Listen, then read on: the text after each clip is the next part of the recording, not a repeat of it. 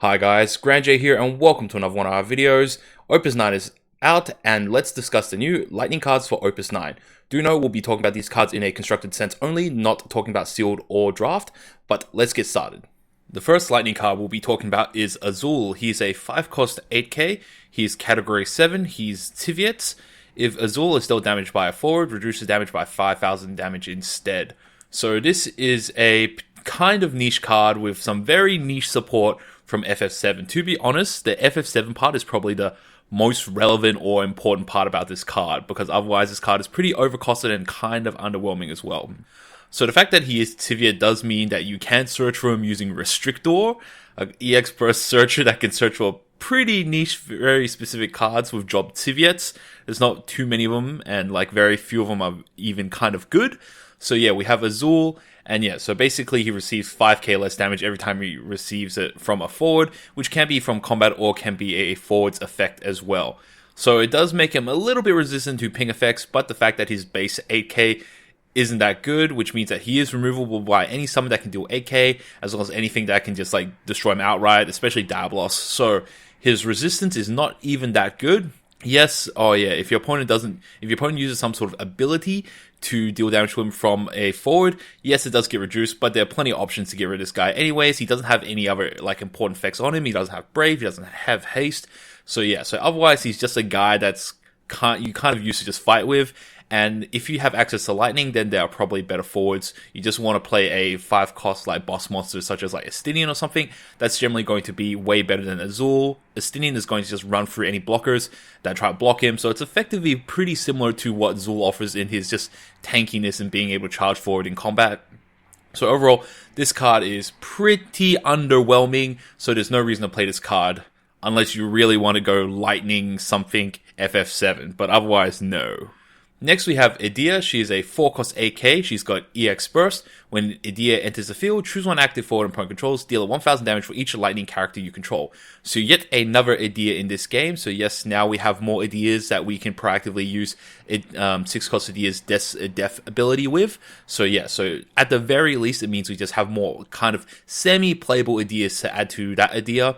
So yes, she is a FF8 and she is a witch. So like most cards in Lightning, she does kind of push towards a mono Lightning strategy because it's just this counts Lightning characters only. So pretty much you don't want to really sort of dilute the elements of the cards that you have on the field. So mono Lightning it is. In terms of that, you probably would still prefer to play the 6 cost Edea than the 4 cost Edea, because you generally need a lot of guys to even kill a 4 cost with the 4 cost Edea. You will need like 8 characters, so you have 5 backups to Edea plus 3 other characters, including forwards and monsters. So you need a lot of guys to just kill 4k, whereas 6k, the 6 cost Edea is just going to be very easily able to kill 4ks, as well as being EX burst as well. So overall, the 6 cost Edea is better than this card in my opinion. The only reason why you want to play this card is if you were to have an extra copy of her, if you do want to activate Death. In a situation where you don't have 6 cost Edea on the field, you can also play her just as a body as well. 4 CP AK is pretty standard, so at the very least you got that as well. So she's like the least terrible second Edea you can play if you want to be able to trigger off the death ability more often. If you do want to go down this Edea rabbit hole, then probably the most relevant way to make her playable is to run a whole bunch of lightning monsters and use ways to cheat them in. That way you can increase your lightning character count without necessarily having to play more lightning forwards on the field. So obviously Urianger is probably going to be your best bet with that, and then you just use Uriangers to play out dragons or whatever little lightning monsters you can get out there. So this Edea can come in every time and deal maybe 7 or 8k each time. But overall, this is a little bit underwhelming for how difficult this effect really is. So yeah, overall, I'm not impressed. It's not a bad card, but you can potentially make this card playable. Next we have 3 cost Odin. So out of all the new summons, this probably seems like the weakest. It's a 3 cost summon, it's EX Burst, choose one forward of cost 2 or less, break it, draw 1 card. So it's got a lesser scope than similar summons that Lightning already has. So we had a Opus 5 Odin that costs 3, and it has one of the 2 following actions: choose a forward or a monster of cost 3 or less, break it. So this Odin breaks something a little bit smaller, and it only hits forwards as well. In addition, this is basically the 1 cost remove as well, except it doesn't have the ability to draw a card. So the 1 cost remove is EX burst, select one of the 2 following actions, choose a forward of cost 2 or less, or choose a monster of 2 or less, break it. So the 1 cost EX burst remove, it doesn't draw your card, but when you consider that drawing a card is effectively 2 CP anyways, then yeah, the 1 cost remove is a cheaper play. It also hits monsters, and it's EX burst as well. Do note that with the 3 cost Odin, it requires you to actually have a target in order to draw a card. So if your opponent doesn't have a forward of cost 2 or less, or if there isn't a forward of cost 2 or less, I guess you can break your own stuff if you really need to. You don't draw a card, so do keep that in mind. So the EX burst, just draw a card, is not as relevant as you may think on this 3 cost Odin. So overall, balancing it out, I think if I did want to play a effectively 1 cost lightning summon with EX burst to destroy forwards of 2 or less, I'd probably go with 1 cost remove. It also has the benefit of being searchable with Rama, like the lightning monster that can search for removes. So overall, this card does not really do what lightning really wants to do. It doesn't hit particularly good targets, and there are better cards that already exist that are more reliable than this card, so I wouldn't play this overall. Next, Kain. Now, this is a nice card. It is A cost AK, so it's extremely expensive considering its stats, but its ability is, before paying the cost to play Kain onto the field, you may put 1 active lightning backup you control into a break zone. If you do so, the cost for playing Kain onto the field is reduced by 5, so effectively becomes a free CP forward at that stage. When Kain hits the field, choose 1 forward opponent controls, it loses 8,000 power until the end of turn. So minus 8,000 power is a huge debuff. It doesn't require the forward to be active either, which is generally a weakness of lightning. Plus, it doesn't deal damage, it reduces power, so it gets around cards like Minwoo or cards that like prevent damage dealt to them as well. So this Kain just solves every single problem that lightning has, right? So first of all, it's just like straight up, it's a good body. So a lot of the lightning forwards all are around that like free CP 6k mark. So they're all pretty small. So this Kain can actually fight. Not only that, he can break lightning backups as well. So in just straight mono lightning, there's a lot of good free cost searching lightning backups, but they don't break themselves. So this Kain allows you to break some of them and then allows you to play some additional backups later on in the game. Yeah, when you consider the fact that you are sacrificing a active lightning forward in order to like trigger off his reduced costs, so it means you need to have like effectively four backups on the field in order to sort of put this card into play. If you consider the fact that you are breaking it back up, then yeah, you can probably round this guy up to maybe like a 5 CP forward. So in that regard, it's actually pretty good, considering stats that you're getting, considering the enter power ability. Not to mention, he also is Drop Dragoon, which makes him searchable by King of Burmecia. So it just means that you have more Dragoons that you can search for if you are playing King of Burmecia, which is just like a straight up free CP backup that searches for cards. That's also EX burst as well. So now in the late game, you can go Kain or you can go Estinian as well. So it gives you a little bit of options there. It might allow you to run like 2 copies of King of Burmecia as well in your lightning deck as well. Not only that, but he also has great synergy with a couple of good lightning backups. So one is for Sawyer and the other one is Agi. Both of them have abilities where if they send from the field to a break zone, you get certain abilities. In the case of Sawyer, you get to add a forward from your break zone back to your hand. Or in the case of Agi, you get one of 3 effects. You give a guy haste, choose a forward activator, or you can choose 1 backup of cost 1 in your break zone and put it into the field. So overall, like, there's a lot of good cards that synergize with Kain, and now lightning decks that want to take advantage of Fusoya and Agi, you don't have to run 5 cost heroic Lulu in order to take advantage of that. Kain is fantastic. So overall, this card is an amazing card, and probably is either the first or second best lightning card of the set. If you are playing any decks with lightning in it, then this Kain is always going to be consideration in my opinion. Next, we have Sid of Clan Gully. It is a 2 CP lightning backup FFTA2 clan leader. It's got lightning dull, discard 1 category FFTA2 forward, put Sid of Clan Gully into break zone, choose 1 active forward, break it. So the biggest drawback of this card is that it is name clashing with the other Sid of Clan Gully, so it's clashing with the free CP searcher. And unfortunately, this card does require you to have at least a decent amount of FFTA2 forwards in your deck in order to even use its ability, right? So it does kind of force you to play at least a partially FFTA2 strategy in order to play this backup, or at least to get its ability. And if you do so, you're really hindering yourself by not getting the free cost searcher, especially so you can't get probably one of Lightning's best forwards, Illure. So that's probably one of the biggest drawbacks of this card, and pretty much that by itself is probably enough just to make this card unplayable. But also its ability of Lightning Dull, discard an FFTA2 forward, and break this to choose one active forward and break it is actually pretty bad. Like, you're not paying that much in terms of cost-wise. Lightning Dull is like not an excessive amount of cost, but you also have to discard a very specific card, FFTA2 forward, not even just an FFTA2 card. And on top of that, it's not even like Lightning Dull, discard a card, and then choose an active guy breaker. You also have to break this back up as well. So it's not like you're even able to cycle through. It's not even like you're able to just constantly use this backup every single turn. Even if you could, like, even if it didn't break City of Clan Gully, maybe, like, it would just been fair. It probably would not have been overpowered. It just would have been pretty fair. Yeah, just to choose an active forward, break it. So yeah, so you can't choose dull forwards as well. So if your opponent does find some sort of way to dull their forward in response to this effect, you've just like dicked yourself real hard. You've discarded a card, you've paid 2 CP, and you've broken a backup just to like do effectively nothing, right? So yeah, so its effect is like underwhelming, or it's like its effect is counterable. Its cost is kind of annoying to deal with, and it clashes with a very good card as well. So overall, because of all of these reasons, this card is just like straight up not playable, and it's just like a worse version, or like a worse card than the other City of Clan Gully that we have. Next we have Goblin. It is a 2 CP monster.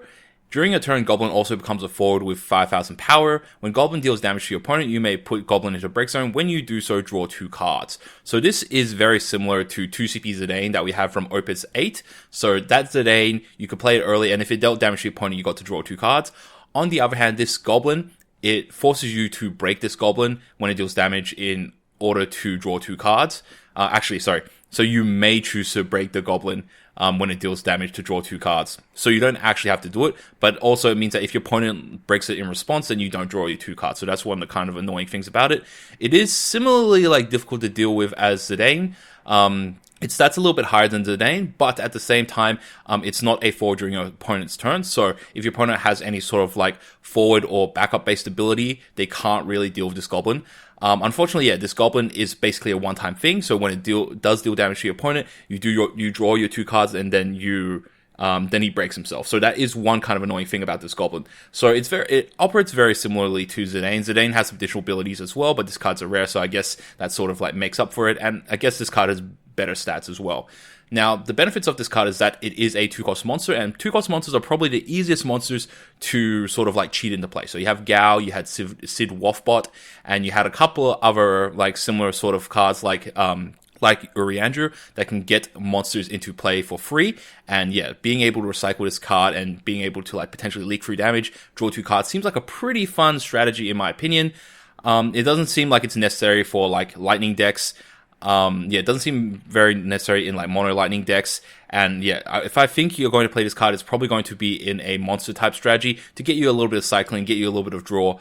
So it's not a terrible card. It's definitely playable.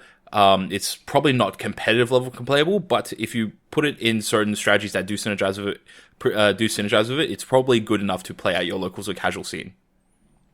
Next we have Golbez. He's a 5-cost 9k forward. His job is Warlock from Category 4. His first ability is Lightning Dull. Reveal the top card of your deck. If it is a forward, play it onto the field. You can only use this ability during your turn. Second ability, Double Meteor. S Lightning. Choose one forward, deal at 9,000 damage. You may discard one card named Golbez. If you do so, use this special ability again without paying the cost.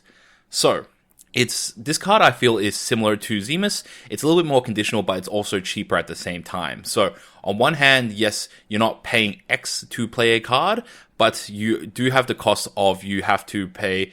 You do have the issue of that you can't determine whether you're going to play a card or not, so there is the chance to fail. Of course, there are ways to get around it with cards like Yule, so you can check the top card of your deck to make it more consistent, or you have certain strategies that can stack certain cards at the top of your deck. So there are ways to get around it. So it can be cheaper if you want to play big cards and you can stack them up, and there are some very interesting things you can do with it in that regard. So I don't think you're going to play this over Zemus, because Zemus is generally like, while it is costly, it is like pretty reliable when you do want to activate it, because yeah, you get to choose your target, and it's very consistently able to get those things out yeah, it's very difficult for your opponent to counter or to interrupt its ability. Yeah. That being said, the Golbez and Zeniths both have the same weakness in that they're dull abilities, so your opponent is going to generally want to try to remove them before you get a single activation of those cards. But Lightning has ways to give their guys haste, so you can use like a card like Coil or a card like Red Mage to give them haste to activate their ability straight away. So overall, they're both equally as difficult to trigger off the abilities, but Golbez is a little bit more difficult, and he is a little bit cheaper to sort of like justify it. Now, Golbez does have a secondary ability in his Double Meteor.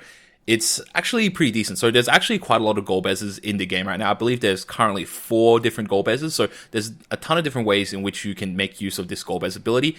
So on one cast for S Lightning, that's 4 CP to deal 9k. That's actually not bad, right? So generally when you're trying to deal like 4, when you have 4 CP and playing a summon, you're generally dealing 8 or 9k. So that's already pretty decent, right? But you get a lot of value if you discard the Golbez as well. So as soon as you discard the Golbez, then all of a sudden you can like deal 2 packets of 9k. So 2 packets of 9k for 6 CP. So that's actually pretty good. That being said, though, you would have had to pay 1 Golbez for the S ability and another Golbez to sort of double it up again, right? So in terms of his removal ability, it's actually pretty good. Yeah, so like, unfortunately, if you do want to try to double Meteor often, you're probably going to have to stack a lot of Golbezes into your deck, maybe 6 or 7 or 8 potentially. But if you do, you never have to worry about your opponent having like 2 big guys, because you just like put in Golbez, bang bang, double Meteor. And do note that when it says you may discard a card named Golbez, this is on resolution of the ability, so you don't even have to determine how many like double meteors you're going to fire at the time when you do activate it. So yeah, your opponent like your opponent can respond to the second double meteor, but you choose whether you're going to double meteor on resolution. Even though this card is called double meteor, you can actually like really multi-meteor technically, right? So technically you can like cast double meteor, discard a Golbez, shoot another guy, and then on resolution of the ability again, you can then use like double meteor from that one. You can like pitch another Golbez, do like third meteor. So you can technically do like triple meteor technically.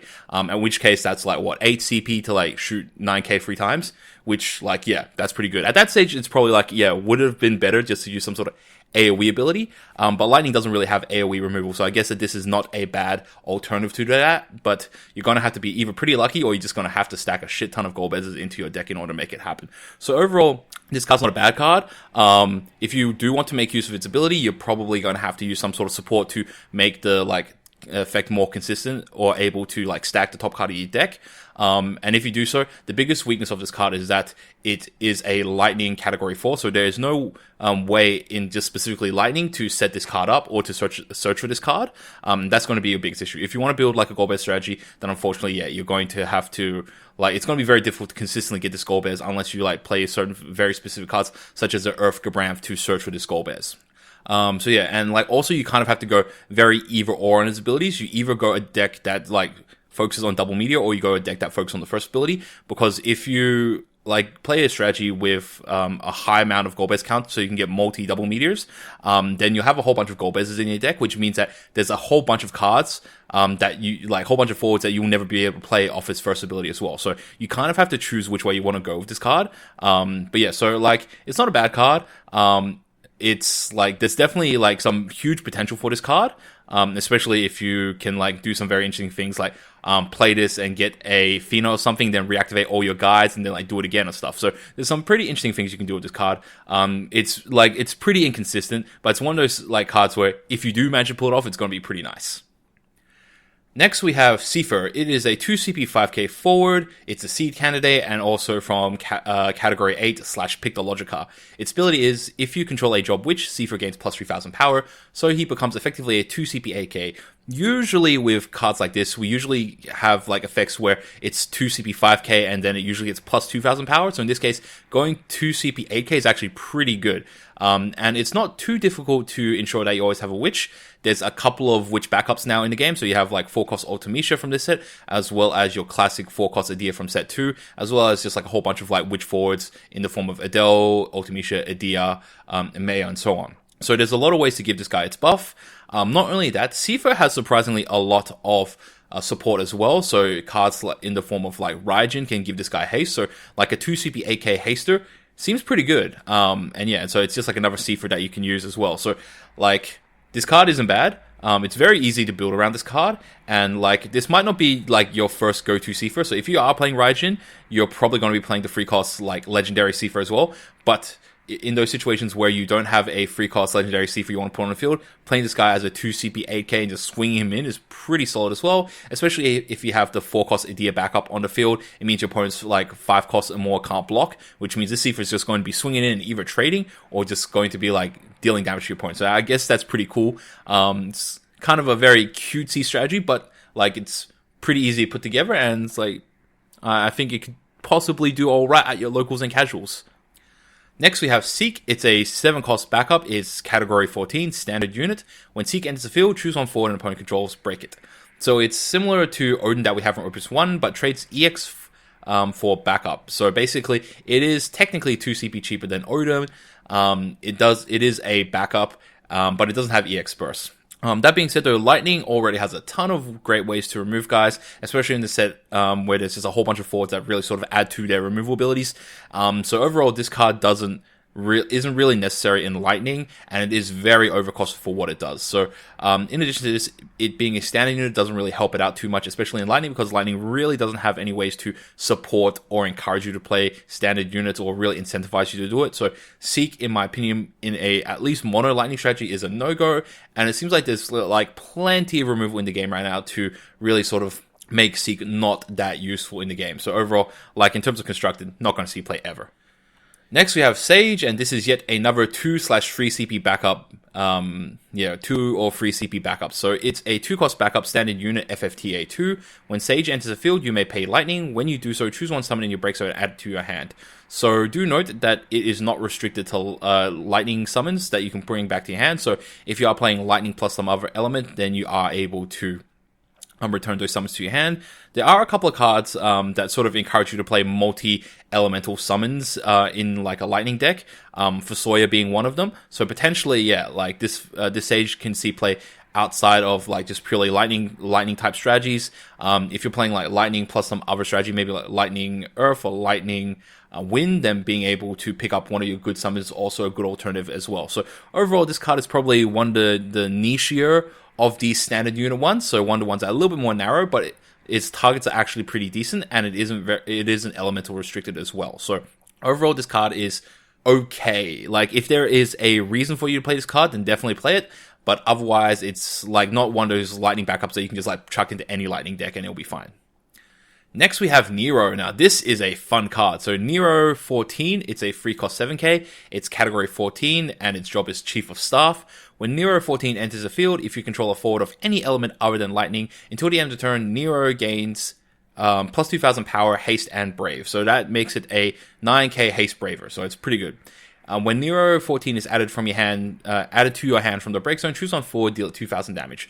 So this actually is a very good aggressive play in multicolored decks. So yeah, being able to play this down, and basically allows him to just swing through for free, because yeah, your opponent generally doesn't really want to try to block this with one of their 9k forwards. So generally this guy's just going to straight up win, or like just trade into a lot of guys. So your opponent generally isn't going to want to block this, and because he has Brave, he's also good on defense as well. You just swing in, it's basically free damage on a free CP forward, and yeah, he's ready for defense as well. Not only that, he also has like a huge amount of synergy with like Lightning and Earth cards. Anything that can put him back to your hand, especially like a ton of those like very like cheap 2 CP, like pseudo 2 CP backups, can just like easily like allow you to put ping damage on the field. So for example, 4 CP Sage from Opus 1, when it enters the field, choose one character card in your break zone, add to your hand. So you can literally pitch this Nero to play Sage, and then Sage just picks it back up, and that's just like a free 2k damage, right? You can get really intense with something like playing 6 cost Minfilia, like pitch 2 of these guys, and then use Minfilia to pick 2 of them back up, and that's like a 4k there, right? So there's some pretty interesting things you can do, as well as just like having backups like Sid Garland or like Minor to pick it back up, just in situations where you need to chip in for that little extra 2k worth of damage.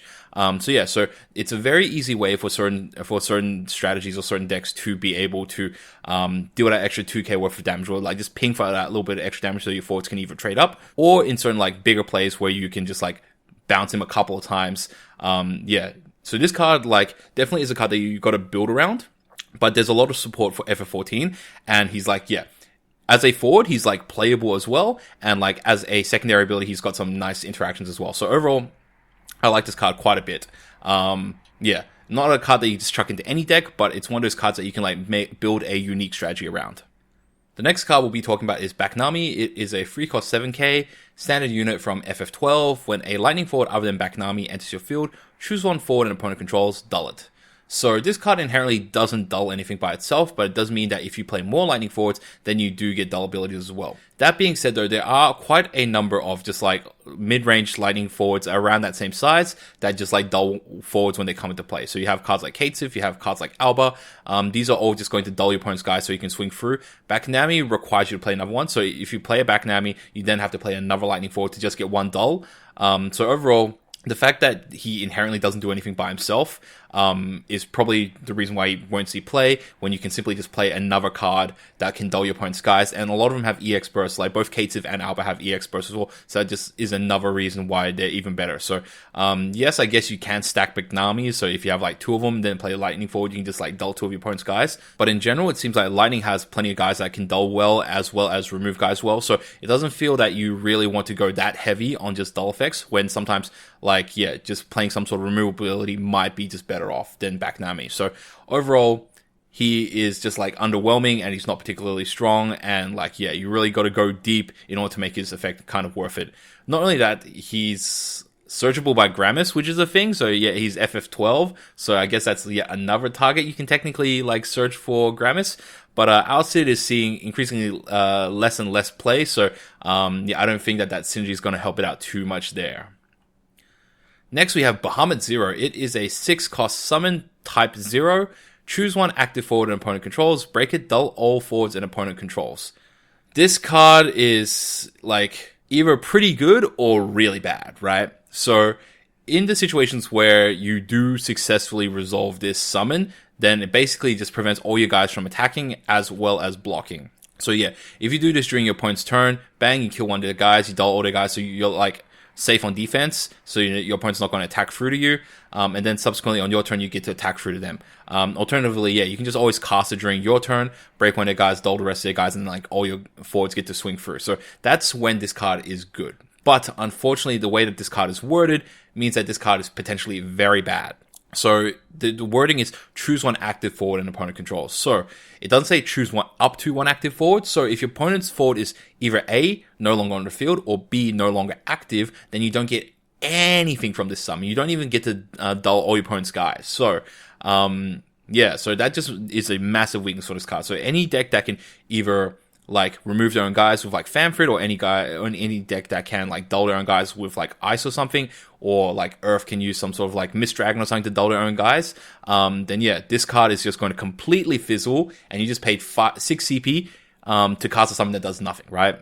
So overall, because of that inherent risk, I generally would not play this card at all, because of just like the super swingy nature of it. Next, we're talking about Fusoya. It's one of the legendaries of this set.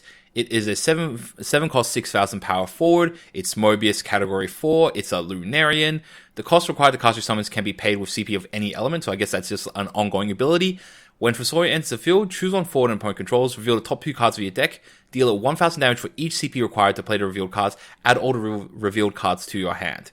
So this card is fantastic value. So basically, like if you are able to successfully cast it and your opponent has a forward on the field, then you get to draw 2 cards, and then you get to deal damage equal to the cost of the 2 cards that you drew.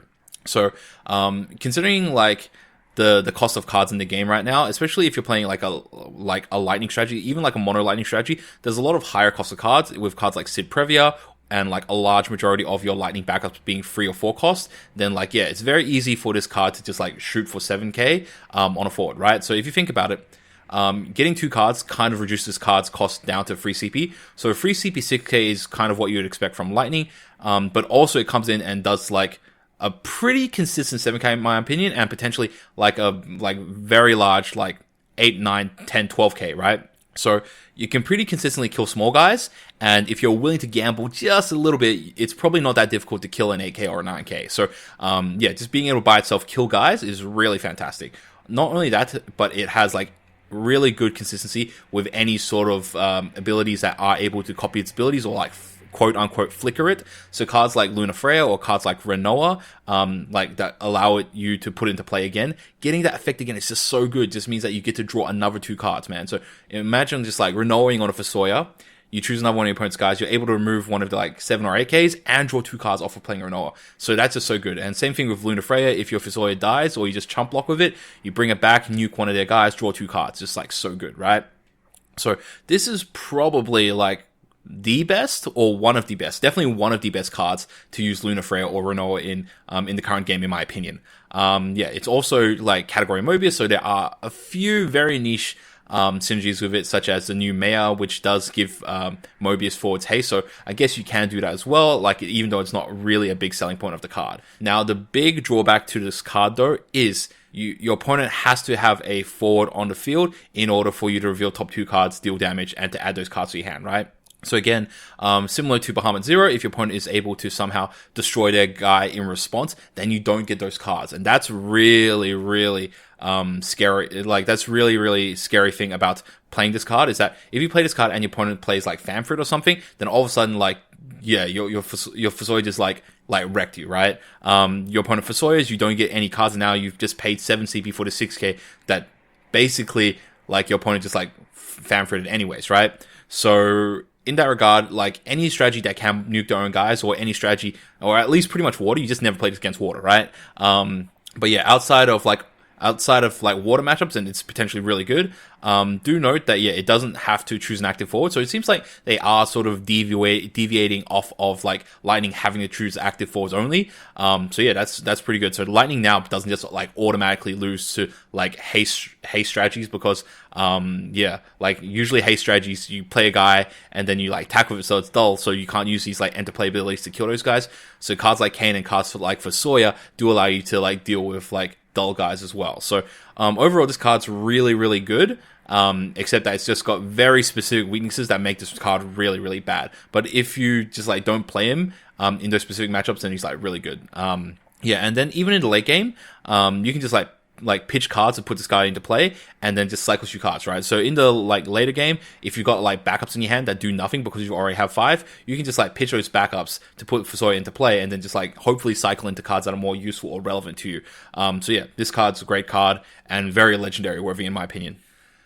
About the other Lightning Legendary, and for some reason this card is getting far more hype than Fusoya, which is weird because like Fusoya is way better than Maya in my opinion. So Maya is a free cost 7k, she's a Mobius, and she's a witch. At the beginning of your attack phase, select one of the 3 following actions. If you have received 5 points of damage or more, select the 2 of the 3 following actions instead. Choose on forward until the end of the turn, it gets +1k and first strike. Choose on forward, dull it, or choose on category Mobius forward other than Maya gains haste until the end of the turn. So this card is very similar to the Earth Wall that we've had, but it has like much weaker effects in my opinion comparative to Wall. On the upside, it is searchable as a witch, so like Seifer is able to search through this card, so it is a witch, and like I guess Seifer is pretty much the only card that sort of takes advantage of witch cards on the field. So other than that, its abilities, like being able to just dull a guy every turn, is like pretty solid.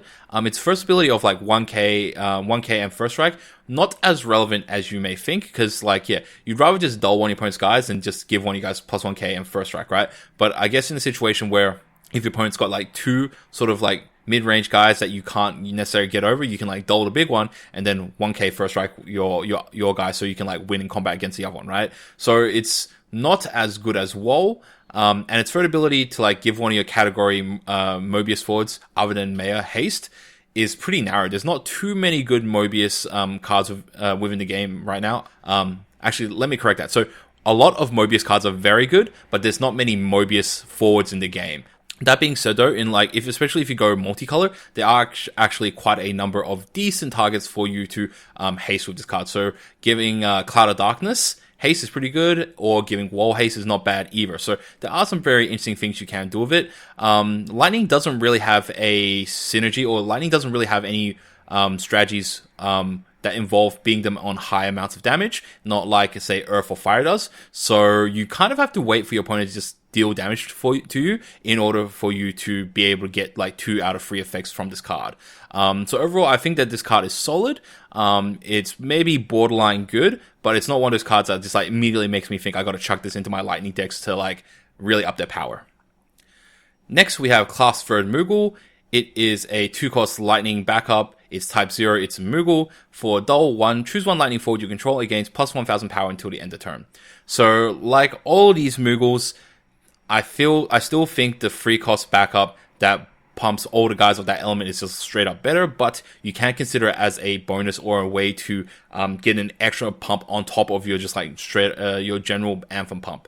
Now, this is probably the most relevant one out of all of them so far.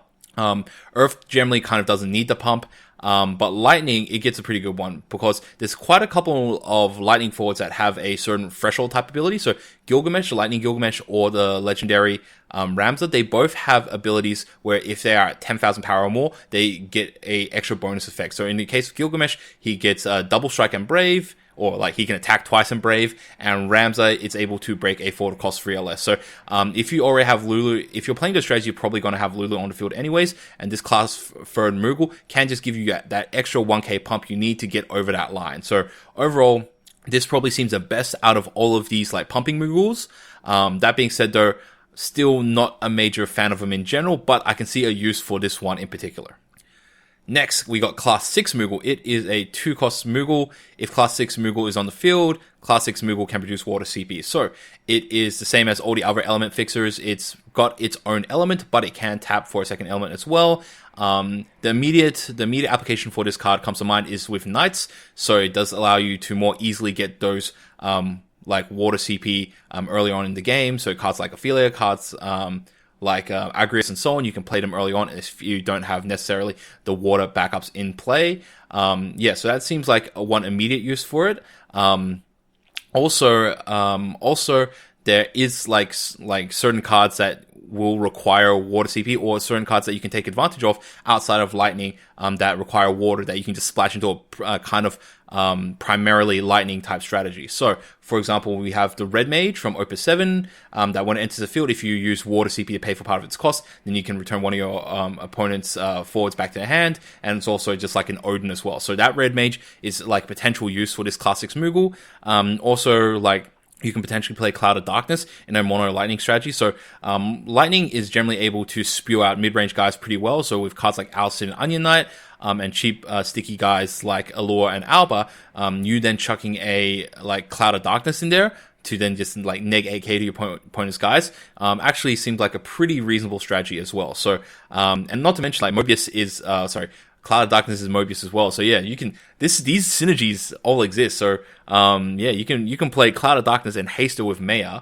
and you don't even need to play Water. You just like play Class 6 Moogle and then just tap it to play Cloud of Darkness, and you can like run 3 copies of this, whereas you can't run like 3 copies of Chaos or Cosmos. And because it's Lightning, you're still able to use all those great Lightning forwards that require you to have like a ton of Lightning backups as well. So oh yeah, strategy. So this like you do kind of have to go out of your way to like play strategies like this, because yeah, like probably like mono Lightning is just like straight up more consistent than any of these sort of like 2 color variants. But like yeah, if you are interested in like switching things up a little bit and like getting your Cloud of Darkness into your mono Lightning deck, then maybe this is the card for you. Next we have Reeves. It's a free CP backup. It's got EX Burst. When Reeves enters the field, you may search for one card named Vincent or Katesif and add it to your hand. So there are quite a number of good Vincent targets. So we have the 5-cost EX Burst one, and we have the one that came out in this set as well. So yeah, so like there are quite a number of good Vincent targets. In terms of Katesif, we only have 1 good target and we have 1 bad target. But the fact that this card is probably going to be targeting Vincent 99% of the time is like probably the reason why you're playing this card. He's also EX Burst as well, which is kind of what you would expect from a backup that has a very narrow selection of targets as well. The fact that it is a Lightning backup means that yeah, if you do want to focus on a strategy where you are breaking your own backups, like Vincent is able to break him, which allows you to play another Reeves, which allows you to search for Vincent again. So this is one of those backups where you can actually have like a larger amount of copies of him in your deck, such as like 2 or 3, just because like, yeah, it searches for Vincent, which you can use to break him, and then you can play another Vincent, play another Reeve down as well. So it's a nice cycle or a loop with that. And I guess if you're playing that strategy, then potentially you can also, you're probably going to be playing it with Kane and Fusoya and so on. So yeah, this kind of just fits into that, like, break your own backups for like destruction ability archetype pretty well. The next card is Livia. She is a free cost 9k forward. She's category 14, detachment commander. When Livia enters the field, if the cost to play Livia didn't include CP of 3 or more different elements, put Livia into the break zone. Pay 1, Livia gains Brave until end turn, and pay 3, break the forward that blocks Livia. So its cost or its stats are well costed for its restriction or its cost. So yeah, being a free CP 9k is pretty solid, especially when you consider like free CP 9ks to be like, you expect free CPs to be 7k. So yeah, so I see this card as very similar to all those other free CP cards that require you to have backups on the field. So cards like Bergen, they have the weird drawback of having very specific payment issues, but yeah, they have a larger stat base in order to sort of compensate. Now, Livia is very similar to that. You don't require all 3 backups in order to play this card, but you require at least 2 backups on the field. So you can play this card by tapping 2 backups of different elements. So let's say you like tap a fire backup and an ice backup, and then you can pitch a lightning card from your hand in order to play this card. So the ruling on like cards or playing cards in this game, you can overpay for cards by 1 CP, even though technically you didn't need to, right? So you technically could have just like tap 1 backup and then pitch a card in order to pay the free CP for this card, but you can overpay by 1. So you can tap 2 backups and pitch a card in order to play this card onto the field. So that allows you to achieve the free CP, the 3 different types of CP requirement. So it is a bit of an annoying drawback to jump through. It's probably more difficult, to be honest, than the ones such as Bergen, where you require like 3 backups of that color in order to put it into play. So yeah, so this is a little bit annoying to like put into play, and also yeah, you kind of have to build your deck around it, and the payoff isn't big enough. So a free CP 9k, yes, it's like well statted in that regard, but you kind of have to jump through a lot of hoops, and the payoff isn't that big. And in terms of its other abilities, paying 1 to give it Brave, yeah, it's fine. Yeah, it's fine. Like I don't really want to pay 1 CP to give my guy Brave, but at least the option's there. Paying 3 to break the forward that blocks Livia. Now, this is, like, people might think that this is actually pretty decent, but it's kind of worse than you may think. So, yes, it means that, like your opponent doesn't want to block with this, but if your opponent does block against it and then you pay 3, it's one of those abilities where if Livia is no longer alive on resolution of the ability, it's like nothing is blocking Livia, so this effect fizzles. So if your opponent blocks your Livia and then you pay 3, if your opponent in response destroys Livia, that forward is no longer blocking Livia because Livia is no longer in combat. So like, yeah, it doesn't break the blocking forward. So yeah, that's a big weakness for cards like this that do like deal with blocking forwards. Yeah, and paying 3, it means you're not even really getting like a free effect out of it. So you're committing a lot of CP to make this a like relevant threat. And because of that, I feel that it shouldn't cost this much considering the hoops I have to jump through to put this guy into play. So yeah, in terms of support, yes, you do have cards like Gaius that can search for it and put it into your hand. So I guess that's one thing you can do with this card, even though like, yeah, I'm not a big fan of this card in general. And also, yeah, there are certain cards, like especially the 2-element Moogle, such as Class 6 Moogle, which inherently by itself gives you easier ways to produce more elements of CP out of, like, say, a dual-colored or dual-element deck. So, yeah, overall, it's not too difficult to necessarily pay for this card and put it into play, but you do have to go out of your way to build your deck in a very specific way, and then the payoff for actually having this forward on the field is not that great. So overall, because of these reasons, I don't think that this card is really going to see playing constructed. In sealed, like, she's fantastic, right? And I think that that's going to be the big issue about this card, is that people are going to play this card in sealed, and then people are going to think, oh shit, this card was so good in sealed, but then they try to transition it into constructed, and it's like, oh, this card is so garbage in constructed. And the final card for the set is Ravis. So this is the only category 15 forward in the game that is not currently Earth. So it's a 4-cost 8k, it's a captain, category 15, EX burst. When Ravis enters the field, choose on forward opponent controls, dull it. When Ravis enters the field, choose one forward your opponent controls. If the number of forwards your opponent controls is greater than the number of forwards you control, dull it. So basically, this guy can dull 2 guys when he enters play if your opponent has more guys than you, or if your opponent, or if you have the same amount of guys or more guys, then you only get to dull 1. So you do have the ability to just like dull 2 guys with this card. And I guess his stats being 4-cost AK is fine, right? So again, it's got the same issue of Backnami in that there's already quite a lot of guys in the game that already just like dull guys on enter play, especially within Lightning. So you have cards like Alba, you have cards like Katsif, and so on. So Ravis, like the only real reason I think of playing Ravis is if you are playing it, or if you need more forwards in your FF15 strategy, and that's going to be in Earth Lightning, because like a large majority of 15 characters are in Earth. So yeah, if you're playing Earth Lightning, it generally feels like Alba is going to be a better option for you. So you rather go Warriors of Darkness Earth Lightning than like Earth Lightning category 15. Yeah, so overall it seems like Alba just fulfills a better goal than Ravis does, and has like better support if you're playing Earth Lightning. So overall, like, yeah, it seems like Alba is better than Ravis, and because of that, I don't really see a reason to play Ravis. If you were going to play a second element with category 15, it's probably going to be Water, just because there's quite a number of category 15 backups in the game now. So we had Luna Freya, the first one, and then I think in this set there were like 2 additional ones that were released, so it just increases the number of cards that EX Burst Noctis or the 2-cost Noctis can look for off the top of your deck. And yeah, like this card is just the lone Lightning category 15 card in the game, so yeah, I don't think that there's a real reason to play this card. And that's it, guys. So, were there any cards in this video that you think I might have overrated or underrated? If there's any strategies that you think I might not have touched upon, or any sort of ideas that I might not have really sort of explored, do let me know in the comment section down below, and we can discuss and chat and really sort of delve deeper in some of these ideas. So, if you guys enjoyed the video, please do like and subscribe. And until next time, Grand J out.